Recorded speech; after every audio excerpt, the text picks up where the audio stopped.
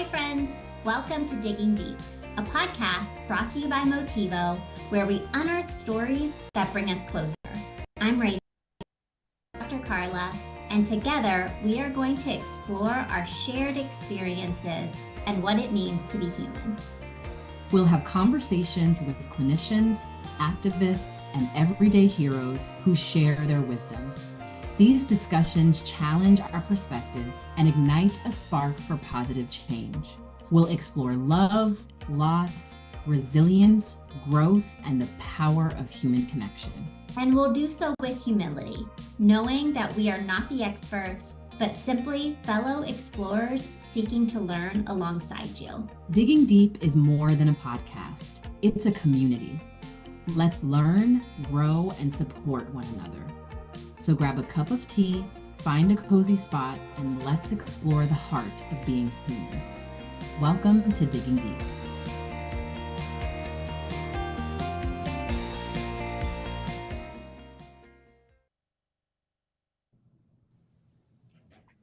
Well, that was fun. Hi. I mean, slight technical difficulties. Sorry, everybody, for starting 5 minutes late. I think it's the hotel Wi-Fi that I'm in. We're both kind of, I think that's what it was. Yes. Okay. We're here. Yeah, we're here. And I feel like we're both a little out of pocket today. I'm traveling. I'm in Minnesota or St. Paul. I don't know if people in St. Paul care which one you say, but I'm actually in St. Paul. And you are sick-ish. I am. And you will hear it, especially when I laugh. But I did wake up this morning and I was like, when I started talking, I was like, oh, we have a podcast to record today. And my voice sounds like this. Usually it doesn't matter, though. This is the first time it did.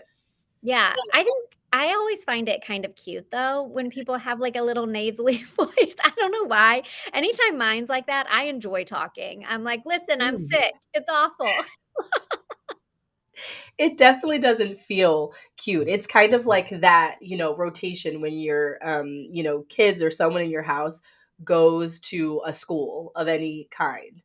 You are going to get sick on a rotation. So this is probably one of many over the summer. And yeah, so That sounds super fun.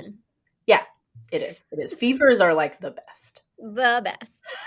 Just, in the fetal position.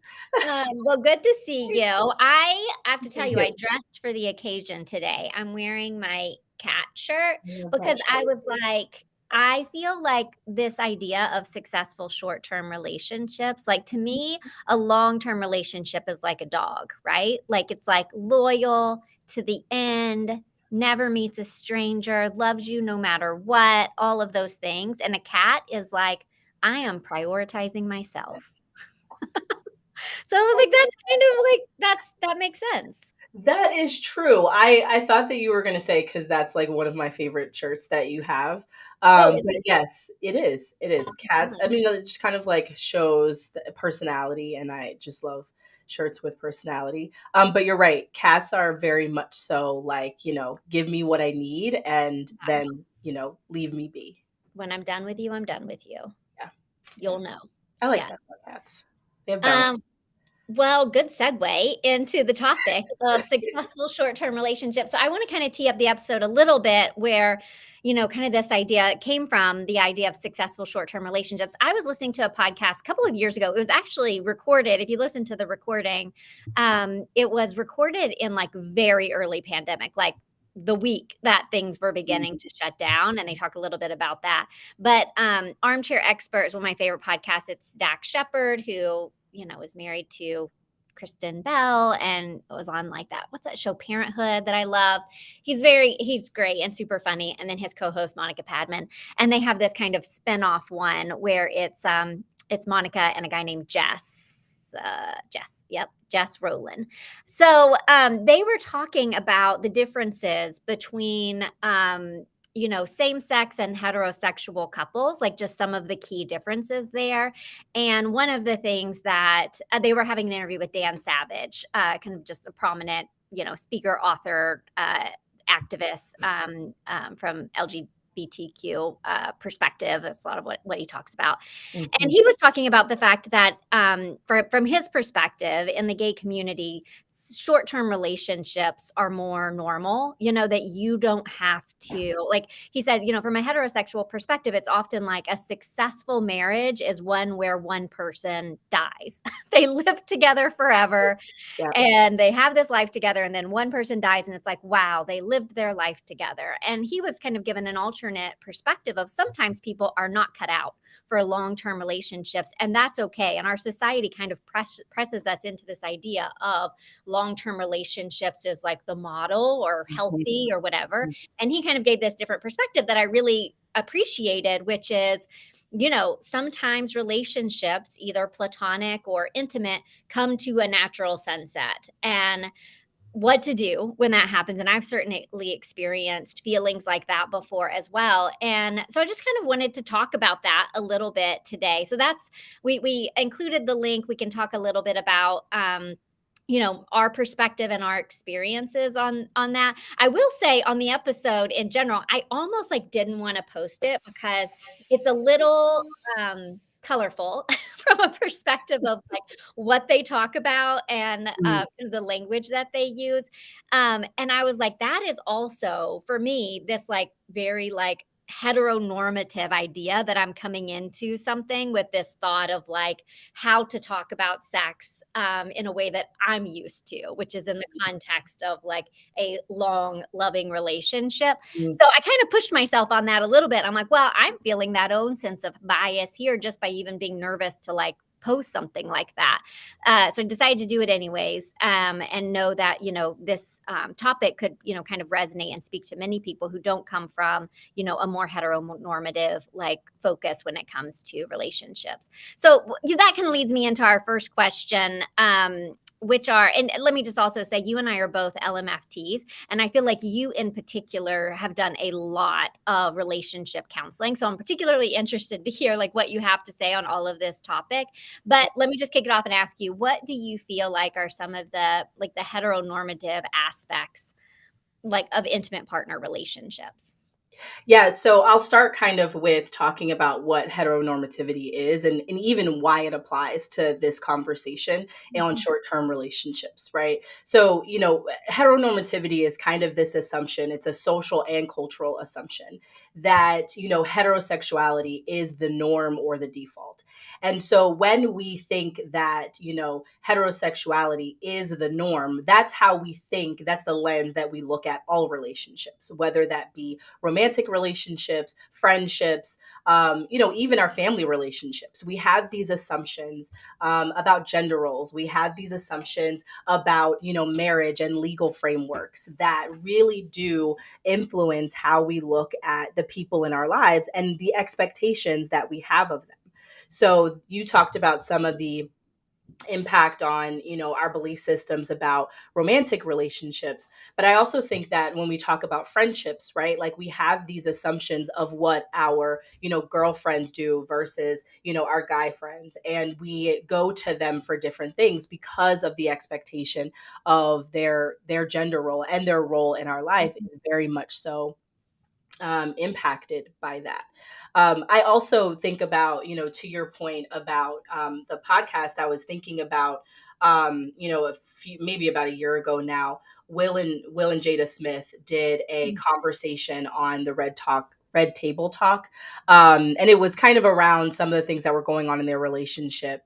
And they, had this conversation and they kind of like fist bumped and they said, bad marriage for life, like that they were going to be in this thing, no matter how bad it is, for life. And that, I think, is such an expectation of when you make a decision of, getting married to somebody or being in a romantic relationship with somebody. But I think even our friendships, we are always like very much so saying, we've had this best friend since, second grade or third grade, and that this is our longest standing relationship. There's kind of like this, merit badge that we get when we have long-term relationships. So I think short-term relationships and really redefining our belief systems about them is kind of, I think, the reason why we wanted to have this conversation. But what would you add about, heteronormative aspects of partnerships?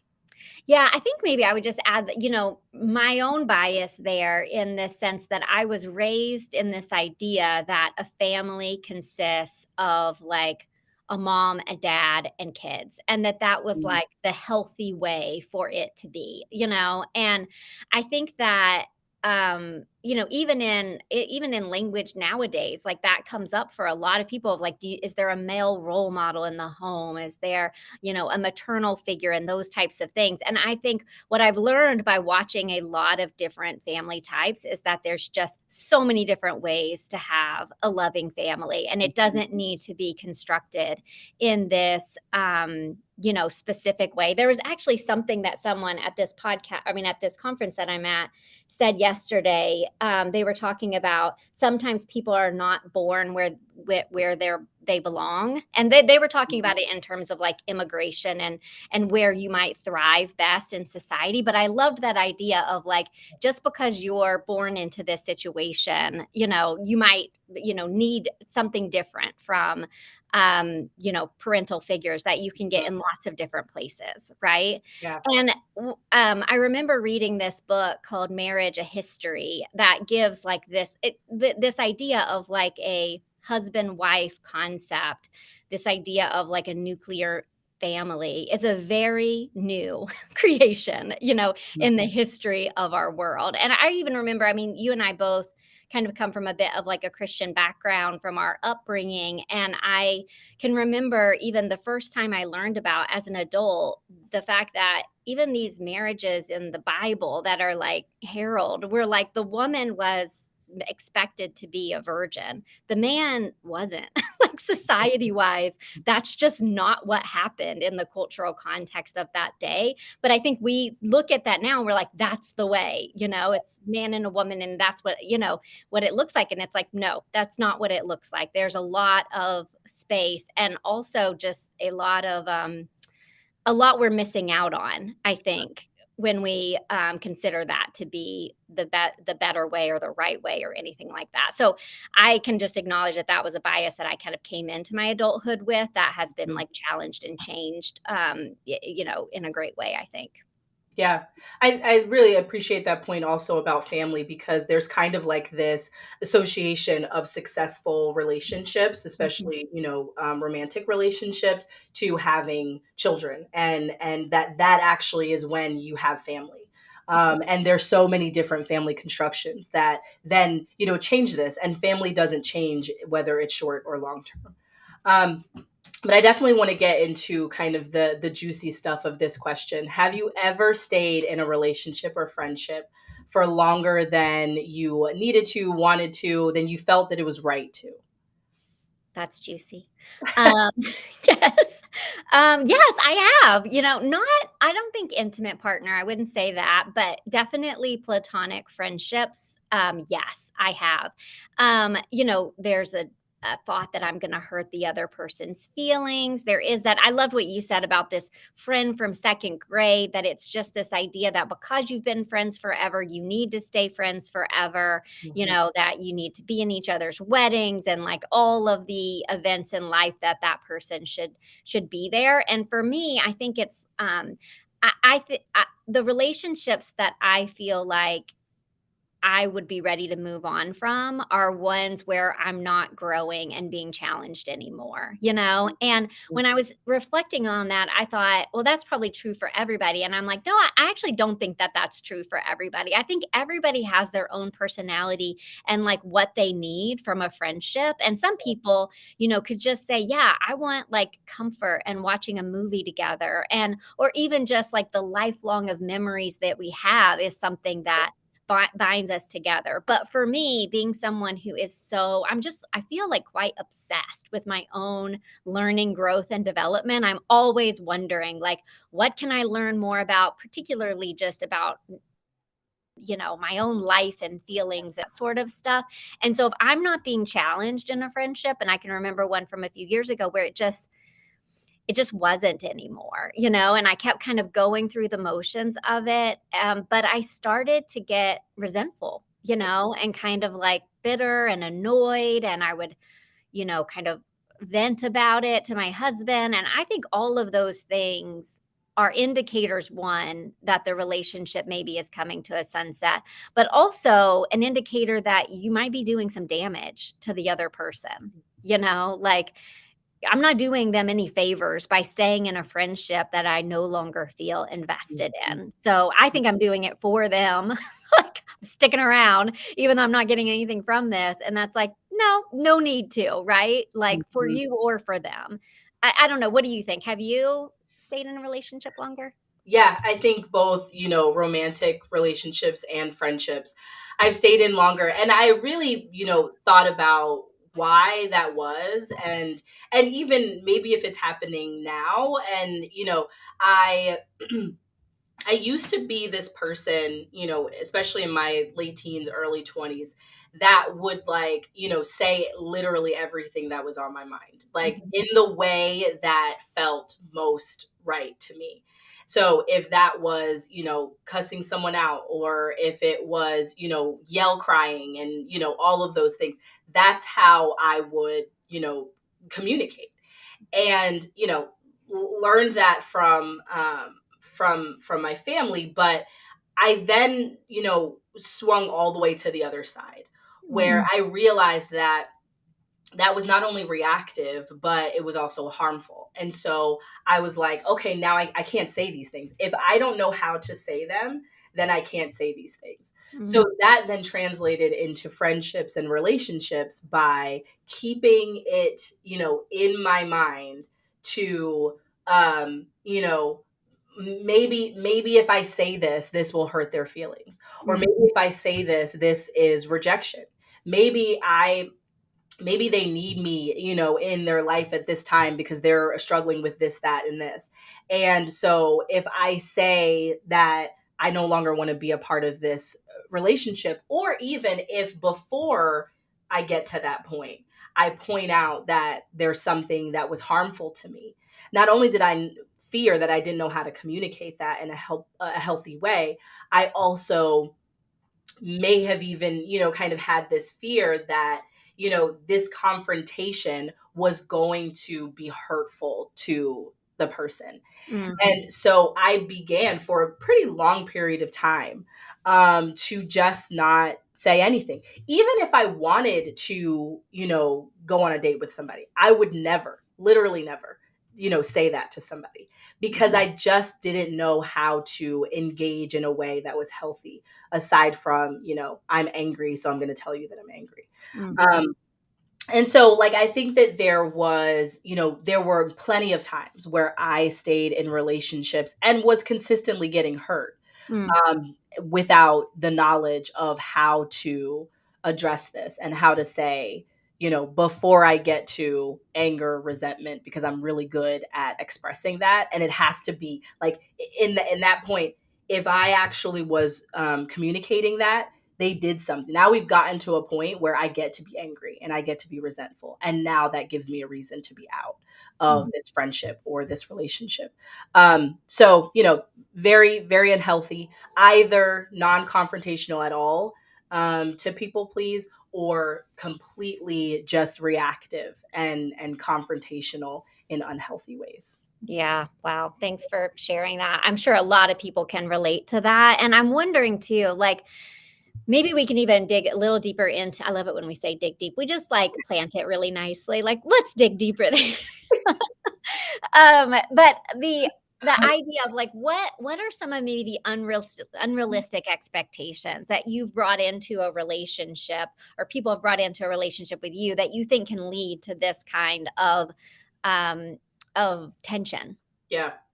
I think that, like, unhealthy relationship, or I'm sorry, expectations of the other really do come from something being missing. Like there is something missing if I am expecting this person to like show up in every way that I need them to. Whether that be friendships or romantic relationships, like a person can't possibly fill every need that you have. So I think that those expectations, really do come from a lack of knowledge of self and like what we need.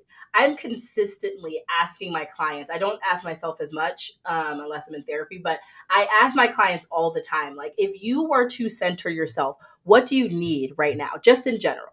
And then what are the relationships that you get, some of those needs met? And then what are the relationships that you don't?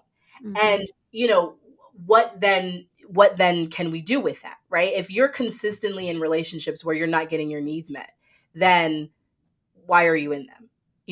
Is it to consistently meet the needs of the other person? Okay, let's challenge this, right? So we Mhm. have expectations of other people. We also have expectations of ourselves. And I think that like a lot of those expectations are so much situated in who we expect ourselves to be in just like grander society, right? So like I am noticing myself that I'm pretty like antisocial. I'm very much so an introvert. Like I love being by myself. I Mhm. love being in groups of one, me by myself. And I'm like, I really do thrive off of that. But I think that there's so many spaces where I've gotten the message that wanting to be by myself or being antisocial, not being, able really to walk into a crowd and say, hey, I'm Carla, who are you? That these are skills that if I don't have them, that they're problematic. And Mhm. so without a view that that's who I am and that's where I feel most comfortable, I don't necessarily know what the needs are there. That usually means that I don't really want to do things. Like I don't want to go out. I don't want to, what friends do. I do not want to go usually on like trips with groups of people. It's just so decentering, right? So we have to be really clear of what those needs are, that then build those expectations and whether or not those needs are being met. What do you think? I feel like I didn't fully answer your question, so your job, your turn to bring it up. I feel like you did. I feel like this was free therapy for me because I really love the idea of like of that this starts with your own self-knowledge. I feel like most of even the people who are listening today and definitely, you and I, we know that one relationship can't meet all of our needs, right? So if one relationship can't meet all of our needs, then it's exactly what I'm just saying back to you what you just said to me because it was really good. Like if one person can't meet all of our needs, we need to be super clear with ourselves about what is the need that I need in a partner, or in a friend. What's that specific need that I'm needing you to kind of meet for me. So, I think the other thing that I wanted to say about this is that and I've been saying this for years. So I've like this idea I feel like there's been a knowledge of this idea of short-term relationships, successful short-term relationships for a long time in my own marriage. I've been saying that I think marriage is a crapshoot, even though I didn't know what crapshoot meant. I just realized a few years ago that that's like the craps table. I was like, I don't know what a crapshoot is, but that marriage is a crapshoot. And so then I like was like, oh, it's playing the craps table, right? Right. And you really are rolling the dice. I actually do believe that because I think that you are going to change. That's for sure. And the other person is going to change. And maybe you change in ways that grow you together. And maybe you change in ways that grow you apart. And a lot of times there's not even really like a fault to assign to that, right? It's like people change. And so, being able to acknowledge that right from the start, I think is a very healthy thing. And Warren and Mhm. I actually think it's more loving to feel that way. Like Sure. can I can imagine my life without Warren, And I remember telling that to a therapist once, like, oh, I'm having these thoughts about like what else my life could look like. And she's like, keep doing that. Mm, Keep thinking about what else your life could look like for you. That's a very good, um, like, what's the word I'm looking for? Like, that's a very good way to help combat codependency. It is saying, like, I can envision a world where it's just me and I'm yeah. single or I'm with somebody else. And Mhm. all of those things to me only like magnify like my commitment to my marriage because it's like I actually choose to be with you. I don't have to be with you. Right. I like literally I was just watching this meeting the other night and he was saying that like early couples like cuddle together in a bed. I remember Warren and I used to do that. And he's like, it's really like they're just afraid the other person's going to leave. Like like, he was like, a successful marriage is like, could you get further away from me? Like, we're getting a king bed further. Don't touch me, And I'm like, yes, I'm totally fine on my own. And that's like a success for me. Right. The other piece I wanted to share this, more from a friendship perspective is I had this friend named Molly a long time ago in my early LA days when we're just out of college. And I remember she was kind of an old soul. And she told me very early on in our friendships, I will let you know when the friendship is coming to an end, is what she told me. She was like, I don't believe my perspective on friendships is that they don't need to last forever. Like, I think we can be really wonderful friends to each other for a specific season. And maybe that season will last forever and maybe it won't, but I'm not going to draw this longer out than it needs to. And so when the relationship did come to a natural sunset, I never took it personally. I was like, Molly told me in the beginning this is how she approaches friendships, that sometimes she just is moving on to something else. And so, to kind of answer the question of like, expectations and how to go into it from the beginning, I think that can be kind of a healthy way. I absolutely love what Molly said, and I'm going to steal it because I feel like that is actually, I think that, for even romantic relationships, that is actually true, right? Like, that's exactly what you're saying, that we may be in this thing forever. Mhm. We may not. Mhm. And that we're both, it's kind of like permission for, both ourself and the other or others to say, let's not drag this out. Let's Yeah. not get to a point of consistently hurting each other or even being in our minds. I think that there's even some things that can happen if we're consistently in our minds with other people, right? Mhm. Yes, we are making the choice, right? We're every day making the choice, but there could be a moment where that shifts to less of a choice and more of a responsibility. And now we're always in our minds with other people, right? Yep. Or, thinking of ourselves without this friendship or this relationship. And so being able to be clear and open about that is actually kind of brave, because I think that there's also Mhm. going to be people who are going to be offended by that. So what do you think about, the signs about, when something or a relationship is coming to a sunset? What are some of those signs? Well, I love the idea of natural sunset. I'm trying to remember where I got it, and I was like, I might have been the one to say that. So I'm just gonna own it, like natural sunset. That's That was true. me. No, I actually will Google that and see if I heard that somewhere else. But I think one of the things I was thinking about is, for me, misalignment of growth is a big one. Misalignment of values. I think particularly, the last 5 years, there's been a lot of tension in relationships around political differences and social Mhm. justice differences and all of that sort of things that have, created some wedges in friendship where it just maybe the whole friendship was now just turned into like a debate session, and that could be healthy or not healthy. I think being exhausted at the end of spending time with the other person, not exhausted from an introvert standpoint, because I'm sure you're exhausted after everything that you do socially, just being an introvert, but more just like dreading it, Sure. knowing that you're not gonna, there's nothing to be gained from it. Mhm.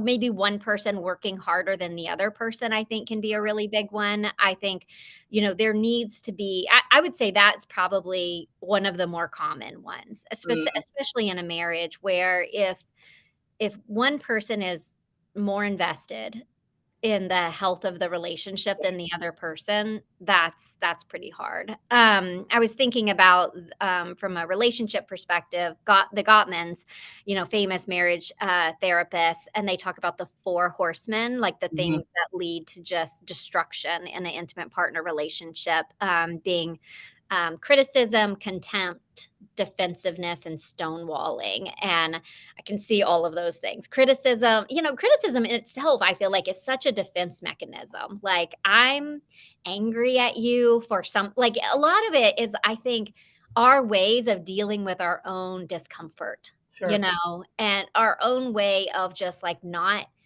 to what you said earlier, I thought that that was so well said of like, you're not getting something that you need. Yeah. There's a gap there, right? Mhm. And in most relationships that you're investing and spending time in, you should be getting something from them. The relationship should be True. serving you in some way. Otherwise, that's a whole lot of time you're spending with someone to like not have anything to like feel Right. good.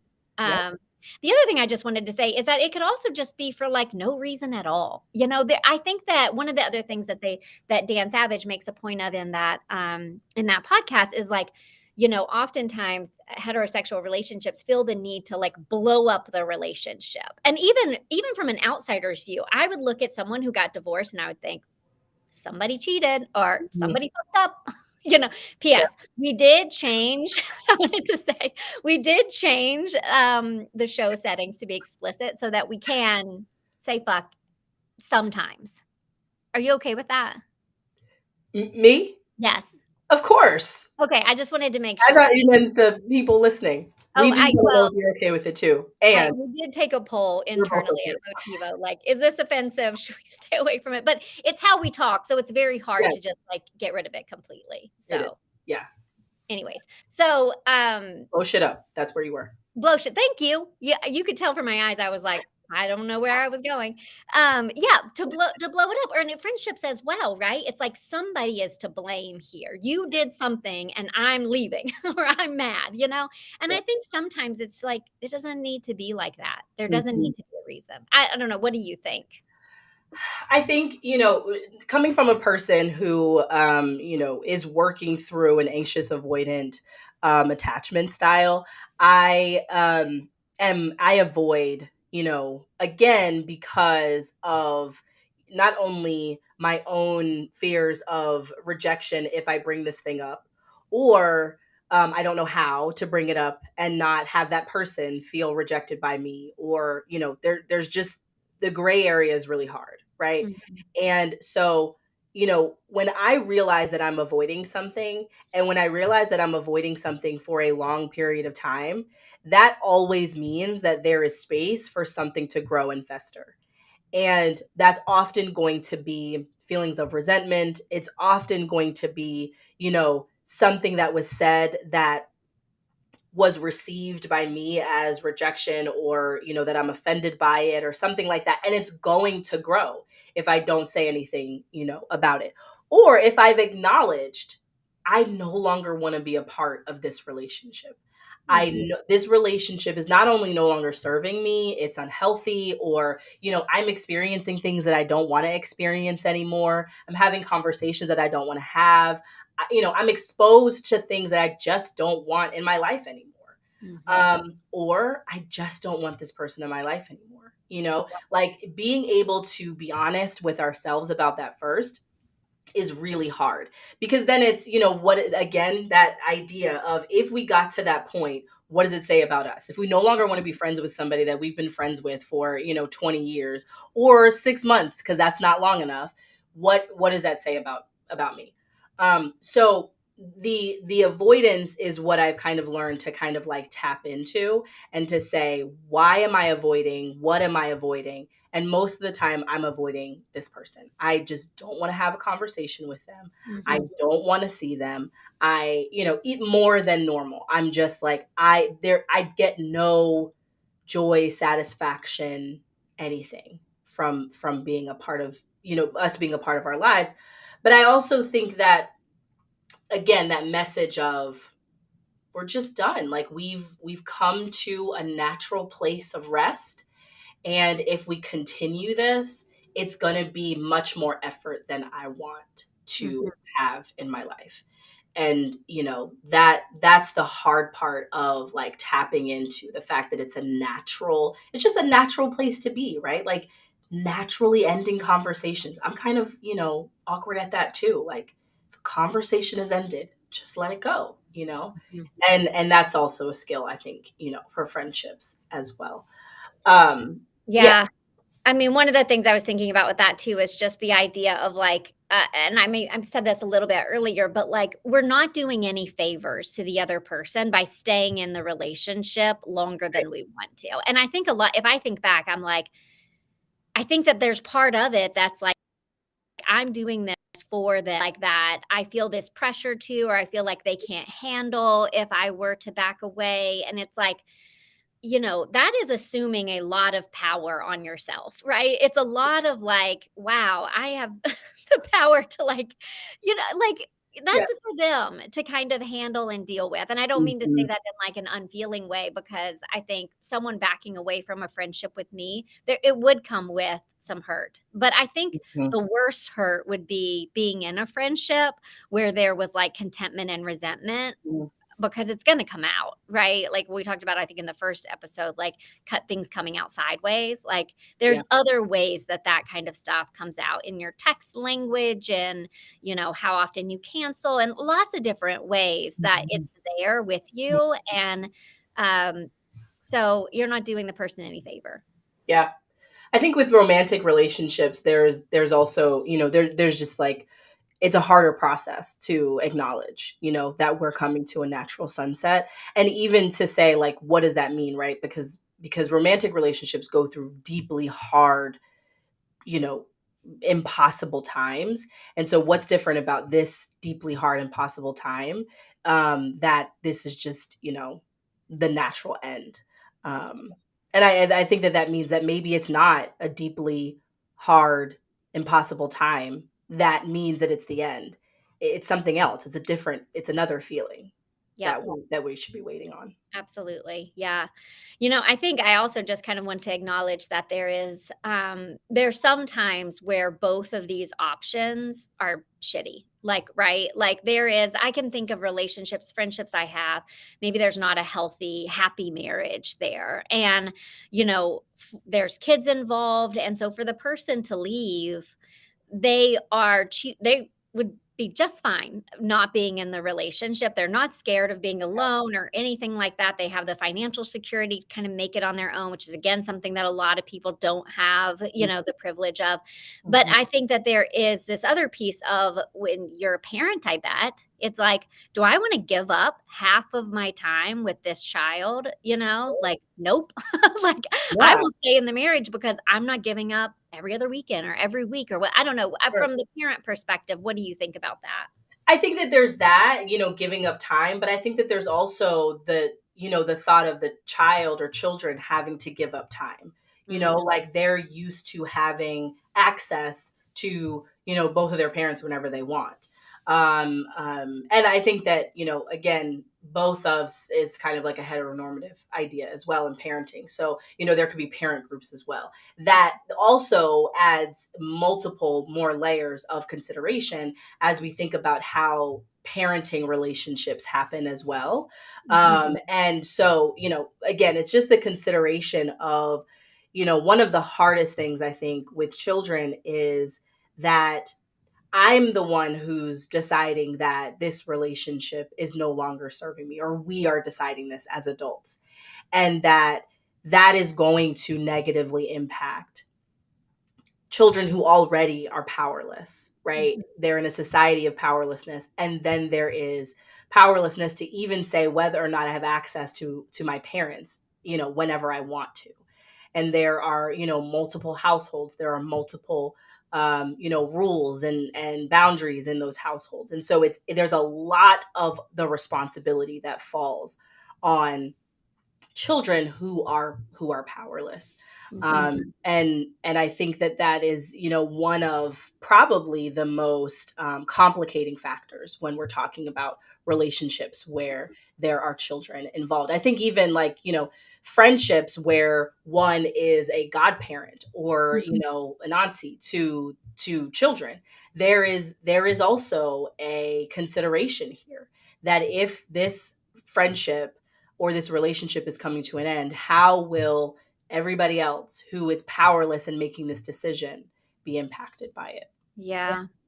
It kind of makes me think about our earlier conversation around like setting up those relationships or the expectations early on. And I've never seen this done before. And I wonder if it would work. But like, knowing that half of marriages end in divorce, I wonder if there's a way to even talk with children as they're growing and developing about the idea that marriages often aren't forever, but like like that love is, right? That you'll always have like like this is the way that Warren and I talk in a lot in our marriage is this idea of like we might not be together forever. Like I definitely want to be and I feel, committed to him, but at the same time like I said earlier, I can imagine a world where I'm not married to him and I think that that's a very healthy thing for a marriage. And I wonder if even with our children there's like room there to have a conversations about the fact that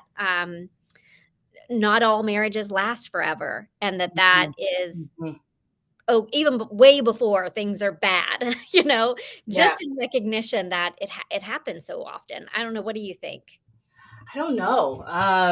I can't think of myself having that conversation. But I am also someone who's super open to having all the conversations that need to be had. I think for Shannon and I, the conversation was we're actually not gonna get married. Like we don't have to get married if we don't actually think that this thing is gonna work for the long haul, whatever the long haul is. That doesn't have to be forever, but for whatever the long haul is, right? We're not gonna have children if we think that there is any time while that child is in a young age that we're gonna just not want to be here anymore. Now a lot of that is contradictory to this notion of like this natural sunset, Mhm. but I think also the commitment is to say that we are going to do our best to communicate along the way so that if this changes that we're all here to have this conversation. And I would assume that at that point it would also include having conversations with the children. But that would be a really hard conversation to have. Like that's much harder than teaching Cameron about her body parts. Like I'm totally more open to talking to her about a uterus than the possibility of of her parents not being in a relationship for the long haul. How do you? Well, I Yeah, didn't suggest it. Let me tell you. you will have to I'm do it. this You have marriage to come therapist. over and do it. So yeah. I don't know if it's a good idea or not. Like, I do though can see it being good in a concept of friendships. Sometimes Yeah. when my nieces and nephews complain about friendships or, this person's acting differently, and I haven't tried this with them yet, but I think I'm gonna of like it's okay for that person to have moved on to another friendship. Like that you don't need to like have this friend group that stays together forever. That doesn't mean it's successful, like people, I don't know. I don't know. I like I'm clearly not a parent because I haven't had to deal with these things yet. I have not either. But I love that idea of friendship though, right? Because Yeah. there is this like deconstruction of the pressures that they might have to make something work that even for them doesn't feel right. Like there are these stages that friendships go through. And if someone is mean to you at the very basic level, if someone is mean to you, especially consistently, and you've tried to have a conversation and they're still mean to you, it's okay to walk away. Yeah. That's at the most basic level. Tune in next week where I tell parents why to breastfeed.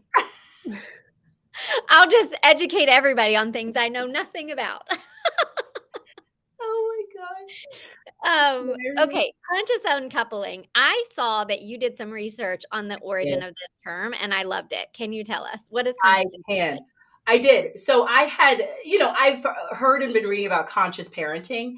And Mhm. so then when you wrote about unconscious coupling, I was like, okay, I need to look this up, right? So apparently, Gwyneth Paltrow and Chris Martin used this term for the first time to describe their separation in 2014.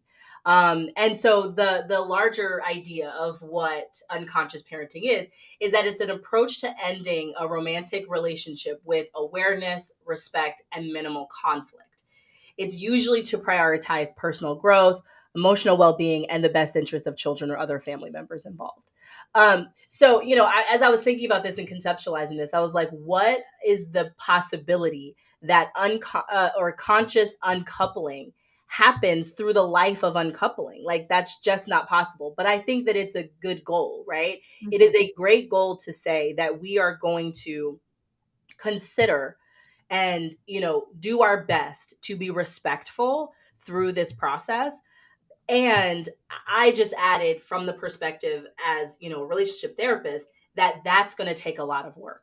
So if your goal is conscious uncoupling, then you need to be conscious throughout the whole process and consciously engage in, the hard stuff as well. And the research that I did really said that it's best to be done in therapy. So I wanted to add that part. What else were you thinking about conscious uncoupling? Well, I just saw it when the first time I saw it. But side note, I think it's funny that Gwyneth Paltrow coined the term, because like there was like all this stuff a couple years ago that she said she invented yoga, and people were like, you didn't. It's been going on longer than you've been alive. Or maybe she said she brought it to the US, something like that. So she did this. Oh, this is good to know. Yeah. I saw it on Facebook, a friend who they just made a post, her and her, I think it was a boyfriend, and they long-term relationship though, and they wanted to like share publicly like that they had consciously decided that their time had come to an end together. And I just thought I really commented, I was like, this is like the healthiest thing I've ever seen, because I loved it, because to me it is that, and I don't think kids were not involved in the situation, but it was like this, like it felt so respectful of the other party, to where people, we can be kind of shitty humans sometimes. We make up a lot of ideas in our head when relationships, for whatever reason, come to an end, and I think that's like not in service of like the other people in our life to like, one, make assumptions, but two, like, I loved the fact that she was like, nothing weird happened here. Like, we have just moved on, and we deeply, like, I think in that episode too, that they said, with Dan Savage, he said the best way to end a relationship is to say like, thank you. Like, thank you for the time that we have spent together, the memories that we have made, the ways that I have like learned and grown, and it's coming to an end, but thank you, and I just, I'm like, that's great. I love that. That is, it's also kind of like, again, going to the consciousness of what has been unconscious, so how do we bring to the surface what's been going on? So there's these, really respectful things. There are these things that, this is how you have changed my life. This is how I've grown with you. This is how I've, changed as a person by having you as a part of my life. And then there's also, I add this, but Shannon always tells me I don't need to tell people like about themselves, but I'm going to add it anyway under healthy, that we can also still share with people how they have harmed us. And they can decide whether or not they want to take that as, information that will help them in the future, or even information that will help them know better, like, how I was impacted. And I also want to hear that too. What are some things, what are some of the reasons that have contributed to this? If there are reasons, I understand that there aren't always reasons, but what are some of the things, that I've done? And I think that we ask this sometimes in like, what did I do? Which is, can come off also as like, I'm coming from a hurt place. Tell me what I did. I want to make this right. But we don't always have to make it right. We can always enter this conversation saying, this can't be made right. We're at an end, but I also want to share this with you. Most of the time, people don't want to hear that second part of, this is how I've been hurt. And I think also sometimes it's hard for us to lean into hard conversations to say, or to hear, this is how, you have impacted my life negatively as well. Yep. It makes me think about the 12 step of like making amends, of like being able to like both, write a list of the things that you have, how you've harmed others. And then also like, I love the part in the making amends too. It's like you seek to make amends if to do so won't harm the other person. If there's a way to have that conversation in a way that doesn't like, create a lot of harm, then it's a good thing to do. Okay, we put too many questions in here, so I'm looking at this and thinking, like, what's one of the questions you want to definitely get to out of like the couple that we have left, because we're coming on the hour. I think we actually talked about a few of them. I think even, some of the things to walk away from our conversation with of like how to help other people. Like if you're a clinician, how can you help clients navigate ending their relationships? Because of the fact that, couples sometime or people in relationships sometime come to therapy after a time where the relationship can be mended, right, or at the time when there has been a natural sunset, and they may not be aware of that. And so sometimes through therapy, we're kind of all figuring out that this is actually therapy to uncouple. And Mhm. so, there is a process to get to that. But I think one of the things to really help, in helping people or clients, friends, ourselves navigate ending a relationship is to really learn, what do we need to do? What's the work that we need to do to learn into difficult, hard conversations where there is emotion, but that we are not reactive. And to be in that place of speaking from the emotion, speaking to the emotion, being, curious and all of those things, but also not reactive at the same time. Yep, yeah.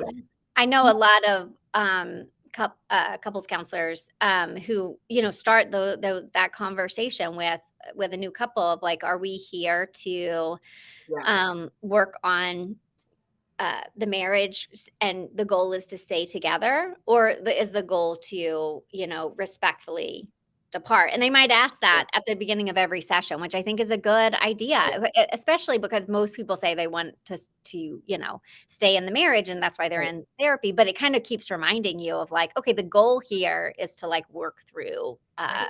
these issues. Mhm.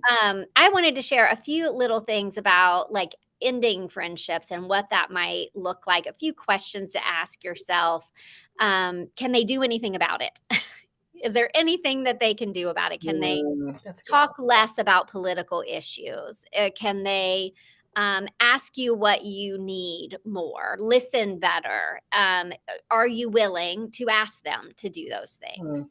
Mhm. Asking yourself, what's the cost of continuing with the way things are? If nothing changes with this friendship, what's that cost to you? Yeah. What does it look like? Will an honest conversation about this make you feel better, or will it make you feel worse? Just even maybe the anxiety that comes up of having the conversation. It could be something to think about Mhm. whether or not you want to do this. And then is there a way to have the conversation in a way that honors your wants and needs, but does as little harm to the other person as possible? And you and I have talked about doing another episode on rejection, which would be the other side of this, right? Like, how does it feel when someone backs away from you? Mm. Um, there's a lot of feelings about rejection. I can feel them inside of me that come from a Mhm. lot of different places, Mm. but can be triggered by someone just backing away from me. So I even wrote out a little script here that I thought I would say. Um, take it if it's helpful, don't if it's not. But, just the idea of saying, I care so much about you. We've had great conversations. You've helped me grow in significant ways, but at the same time, I don't feel like I have the bandwidth to continue to spend the amount of time that we used to. Has less to do with me, has less to do with you, a lot to do with the needs and expectations of my life. Maybe it's work, maybe it's kids. And I feel a need to take a pause from spending time on a consistent basis. But I'm telling you this because I would hate for you to think you had done something wrong. This is what I think that leaving that maybe is like a little bit of like a easy way out because sometimes you might be like, it is there. You have done a little bit wrong, but it also can just be an easy way for you to just leave them with the feeling of it's not you. Like, this is what I need for my life. And I'm Mhm. communicating to you that this is the decision I've made. Mm. I still think that that could come with a lot of like hurt for the other person, Sure. but I thought I'd give it a go. What do you think? Yeah, I think that's great. And back to, our conversation last week about boundaries, like, as long as we enter in this conversation with respect and humility and empathy, and we say it in such a, caring way that we don't always have to take responsibility for the emotions that come from that, and that we can have a boundary on that as well, Yeah. and that's not our work to do, especially if we enter into it with such Yeah. respect. Yeah. And most of us don't have that kind of power to like ruin somebody else's life. We think that we do, but Yeah, we don't. we don't. Yeah. Okay, let's tee up next week's episode because we're at that hour and I'm excited about next week. It's our first time having a guest. Okay, tell us what it's going to be about. So excited. The title of next week's episode is going to be Pride, but We Are Not Happy. And we'll feature our first guest, Mac Beta, who we both just, care about and really love so much. So we can't wait to talk to him and invite him into our conversation. It's going to be great. So it's going to be centered around, this is Pride Month. There's a lot of, I actually asked Mac. Mac works at Motivo. He's also an actor. Oh my gosh. He was in the latest Tom Hanks film, A Man Called Otto. So we will talk about that, of course. Transgender man. And he said, that he was getting kind of triggered from all these happy Pride things. And it's like, I'm not happy. Like my life is in danger from all of the rules and the legislations, and there's attack on trans lives right now. So we're going to talk a little bit about that to bring awareness to the issue, but also to hear from his perspective the impact that these rules and regulations like have on him as someone who lives in a state that has enacted many of them. So very excited to have that conversation with him, and I think that's it for today. That is. Thanks, everybody, for listening. Go be a cat and, prioritize your own needs. Bring in the cat energy. Perfect. Hey, I hope you feel better. Thank you. I will. I actually feel really good. I just sound bad, but I feel good. I think you sound cute. So, Thanks. all right. See you next time. Bye. Bye.